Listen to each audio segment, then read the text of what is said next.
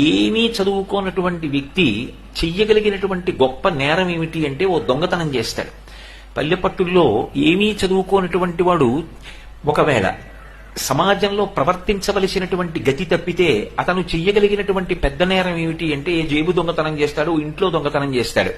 అదే బాగా చదువుకున్నటువంటి వ్యక్తి, చాలా పెద్ద స్థానంలో కూర్చున్నటువంటి వ్యక్తి, తన కింద పనిచేస్తున్న కొన్ని వందల మందికి మార్గదర్శనం చెయ్యవలసిన వ్యక్తి, తన ప్రవర్తన ద్వారా 10 మందికి ఆదర్శవంతంగా ఉండవలసిన వ్యక్తే దోషభూయిష్టంగా ప్రవర్తించి తప్పులు చేసి ఆ తప్పులు కావని తనకున్న మేధస్సుతో ఒప్పులని నిరూపించే ప్రయత్నం చేశాడనుకోండి, అటువంటి వ్యక్తిని కట్టడి చేయడం అంత తేలిక విషయం కాదు.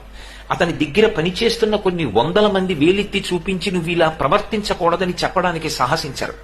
అందుకే అందరికన్నా ముందు జాగ్రత్తతో కూడుకున్న జీవనం ఎవరికి ఉండాలి అంటే బాగా చదువుకుంటున్న వాళ్ళకే ఉండాలి.